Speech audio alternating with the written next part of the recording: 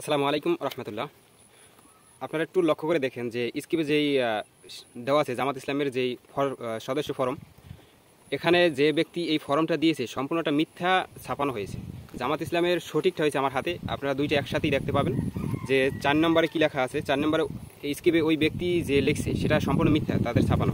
আমি 2013 থেকে জামাত ইসলামের সাথে সংঘবদ্ধভাবে আছি, কিন্তু ওই ধরনের কথা জামাত ইসলামের সদস্য ফরমে উল্লেখ করা আজ পর্যন্ত আমি দেখিনি, এবং আমার হাতেও জামাত ইসলামের এই সদস্য ফরম এখনও আছে।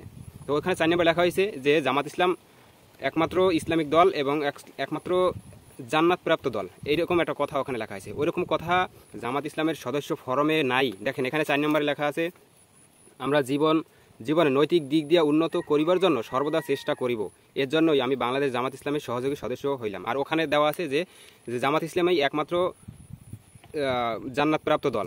দেখেন এটা মিথ্যা বানোয়াট, এটা লেখা ছাপানো হয়েছে দুর্নাম ছড়ানোর জন্য। জামাত ইসলামের আকিদা খারাপ এরকম একটা দুর্নাম ছড়ানোর জন্য ওখানে ছাপানো হয়েছে। কেন ছাপানো হয়েছে জানেন? যে বাংলাদেশে এখন জামাত ইসলামের গণজোয়ার, এইটা অনেক আলেমোলামা, কিছু অসাধু আলেমোলামা সহ্য হয় না, কারণ সমস্ত আলেমোলামারা সমস্ত ইসলামিক দলগুলো জামাত ইসলামের সাথে ঐক্যবদ্ধ হওয়ার কারণে এই প্রোপাগান্ডা ছড়ানো হইতে যাইতেছে জামাত ইসলাম যাতে আলাদা হইতে পারে বা জামাত ইসলামের সাথে মানুষগুলো ভুল বুঝতে পারে। এই ধরনের দুর্নাম বদনাম ছড়ানো হইতেছে।